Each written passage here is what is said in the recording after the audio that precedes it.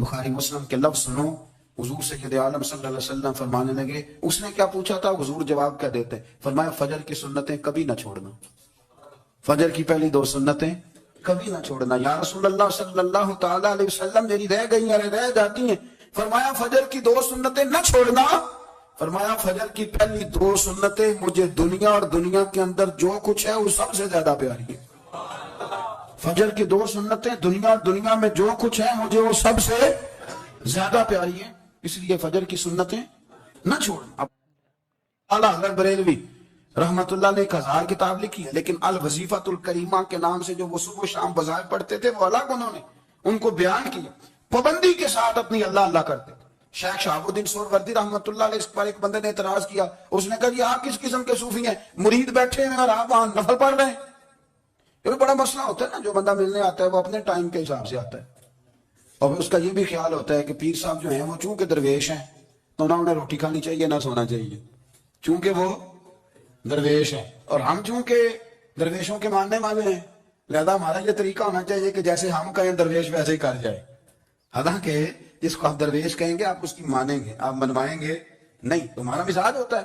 شیخ شہاب الدین پر لوگوں نے اعتراض کی، حضور لوگ ملنے آئے ہیں، زیارت کرنے آئے ہیں، یہ بندے دعا کرانے آئے ہیں، اللہ اللہ کرانے آئے اور آپ نفل پڑھ رہے ہیں، کیا جملہ ہے، کیا حسن ہے، کیا خوبصورتی ہے۔ فرمانے لگے رب رسول سے مانگنے کے لیے مصلی بچھایا ہے، اگر وہاں سے مانگوں گا نہیں تو تمہیں دوں گا کیا، پہلے مجھے کچھ لے تو لینے دو، اگر میرے پلے کچھ ہے ہوگی تو آگے دوں گا نا، تو میں مانگنے گیا تھا کہ یا اللہ دے تیرے بندے لینے آئے ہیں، دے تو میں کچھ لوں گا تو آگے دوں گا نا۔ لیکن ہمارا یہ سٹیٹس، یہ مزاج، یہ شعور نہیں ہے، گپیں، کہانیاں، داستانیں، گفتگو، خطابت، واز، کیا بات۔ لیکن اگر کچھ کرنے کا کام ہو تو وہ نہیں ہم سے ہوتا۔ میرے نبی کریم علیہ السلام نے مصلی سے دل لگانے کا درس دیا، حضور نے توجہ دلائی، صحابہ اس ذوق کے حامل لوگ تھے، وہ کوشش کرتے تھے۔ جناب صدیق اکبر رضی اللہ تعالیٰ عنہ کا عبادت کا مزاج ہمیشہ قائم رہا۔ حضرت عمر فاروق ساری رات اللہ کے حضور کھڑے رہے۔ حضرت عثمان غنی رضی اللہ تعالیٰ عنہ عشاء کی نماز پڑھ کے 2 رکعتوں کی نیت باندھتے تھے، 15 سپارے پہلی رکعت میں پڑھ دیتے تھے اور 15 سپارے قرآن مجید کے دوسری رکعت میں پڑھ دیتے۔ آپ نے نا حضرت عمر فاروق کے وصال کے بعد ان کی ایک بیوہ سے نکاح کیا،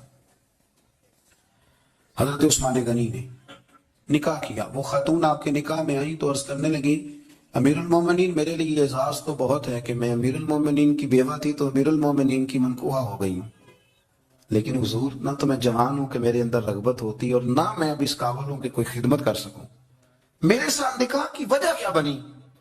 تو عثمان غنی رو پڑے، فرمانے لگے میں نے عمر فاروق کو مسجد میں اپنے رب سے ڈرتے ہوئے دیکھا، میں نے اسے روتے ہوئے دیکھا ہے، عدل کرتے دیکھا ہے، انصاف کرتے دیکھا ہے، امت کی خیر خواہی کرتے دیکھا۔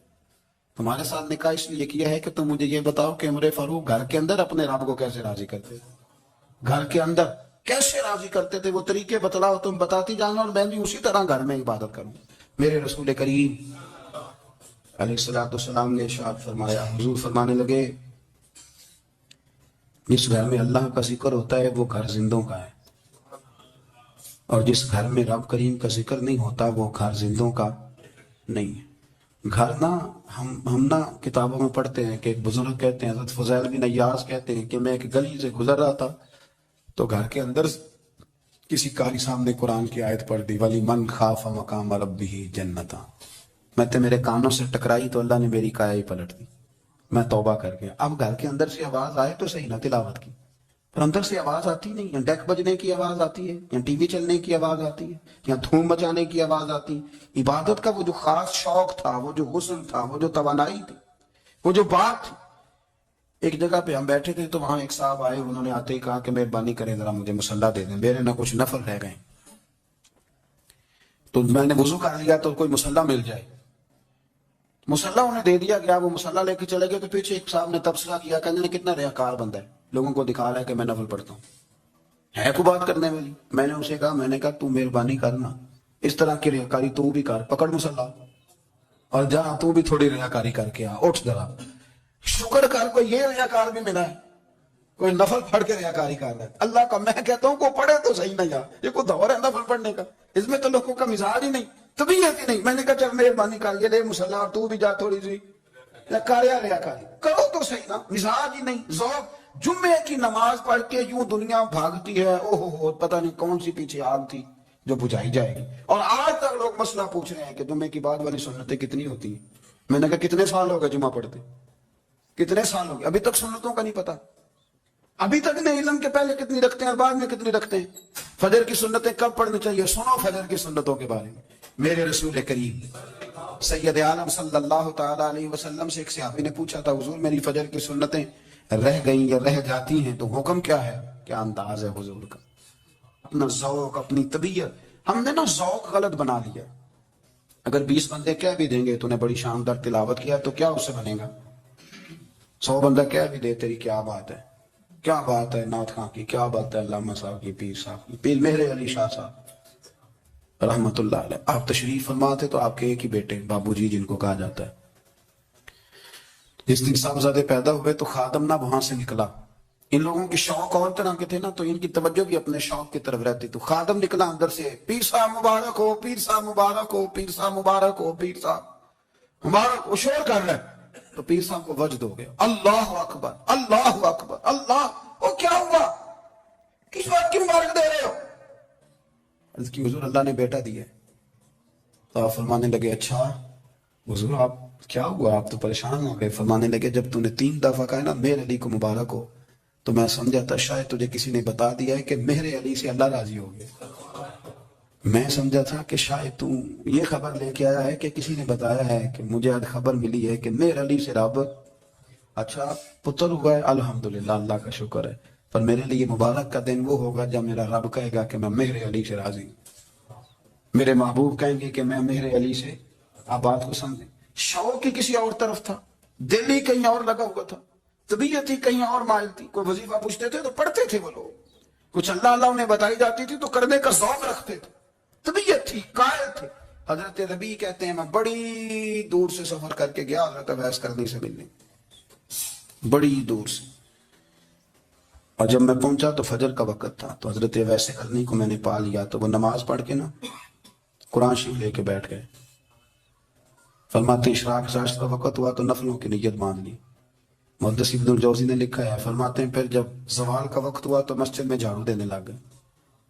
ظہر کی نماز پڑھ کے تو عصر کی تیاری تک وہ مسجد میں بیٹھے رہے، اور میرے نبی پاک علیہ السلام نے فرمایا جو نماز کے انتظار میں بیٹھا ہو وہ نماز ہی میں ہے، وہ نماز ہی میں ہے۔ فرمایا میری دنیا، میری امت کی جو رہبانیت ہے نا وہ اتنی ہے کہ نماز کا انتظار کرے، اذان کے بعد نماز کا یہ راہب ہے، یہ اس وقت چھوڑ کے بیٹھے ہیں سارا کچھ۔ فرماتے ہیں عصر تک انہوں نے اللہ اللہ کی، پھر مغرب تک کی، عشاء کی نماز ہوئی تو نماز پڑھی تو وہ تھک گئے۔ اب مجھے وہ فارغ ہو مصلی چھوڑے تو میں ملاقات کروں نا، یہ آپ حیران نہ ہو کہ اتنی دیر بندہ کیسے اللہ اللہ کر، ہم نے کی نہیں نا اس لیے ہم پریشان ہیں۔ جو عادی ہوتے ہیں وہ کر بھی لیتے ہیں، وہ یہ کہا نا، میری بات کی سمجھ آ رہی ہے؟ جب جاتے ہو کسی دفتر میں تو 8 گھنٹے کھڑے رہ لیتے ہو نا، مجبوری ہوتی ہے تو کھڑے رہا جا سکتا ہے۔ پاسپورٹ کے دفتر بولیے، امیگریشن کی لائنوں میں، اور میں نے تو امبیسیوں بھی بندے 12 گھنٹے پہلے جا کے کھڑے دیکھے، رہ لیتے ہیں کھڑے۔ تو اگر ان کاموں کے لیے رہا جاتا ہے تو اللہ رسول کے لیے بھی کھڑے رہا جا سکتا ہے۔ تو فرمانے لگے کہ جب عشاء کی نماز کے بعد آخر انسان تھے، تھک گئے، نیند کا غلبہ ہوا تو تھوڑی ایسے آنکھ بند ہوئی تو کھولی تو رونے لگے۔ حضرت ویسے کر دیا، رو کے کہنے لگے مالک مجھے غافل تو نہ کر، ابھی میں نے کیا بھی کچھ نہیں، دن ختم ہو گیا، کوئی نفل نہیں، کوئی اللہ اللہ نہیں، اللہ مجھے غافل نہ کر، میری مدد فرما۔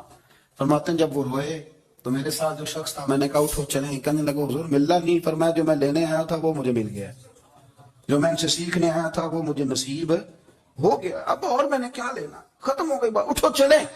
اللہ کے بندوں نے حضرت ربیعہ بن کعب اسلمی رضی اللہ تعالیٰ عنہ فرماتے ہیں، کہتے ہیں جب بنو قریظہ بنو نذیر یہودیوں کے ساتھ حضور علیہ السلام نے جنگ کا اعلان فرمایا تو وہ دشمن ہو گئے، ہمیں خطرہ تھا کہ وہ رات کو کہیں محبوب کو تکلیف نہ دے، تو کچھ لوگ نا تلواریں لے کے نبی پاک کے دروازے پہ پہرے داری کرتے تھے۔ گن مین رکھنا حرام نہیں، اگر کسی کو واقعی خطرہ ہو تو اس کے لیے سنت بھی ہے۔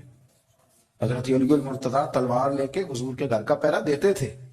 حضرت ربیعہ بن کعب اسلمی رضی اللہ تعالیٰ عنہ فرماتے ہیں کہ رات میری ڈیوٹی تھی کہ میں حضور کے گھر کا پہرا دوں گا، تو فرماتے ہیں میں باہر سن رہا تھا، ساری رات ہی میرے نبی پاک نے اللہ کی تسبیح پڑھی، ساری رات، کبھی تسبیح، کبھی تہلیل، کبھی تحمید، کبھی تکبیر، ساری رات۔ فرماتے ہیں ساری رات حضور پڑھتے رہے اور ساری رات ہی میں سنتا رہا. مجھے اونگ آ گئی, میری آنکھ لگ گئی, حضور ابھی پڑھ رہے تھے, میں تھک کے سو گیا. اور فرماتے ہیں جب میری آنکھ دوبارہ سے کھلی تو میرے کانوں میں پھر کوئی چیز گونجی, تو میں نے کان لگایا تو میرے حبیب ابھی بھی اللہ کو یاد کر رہے. ساری رات حضور رب کی عبادت کرتے.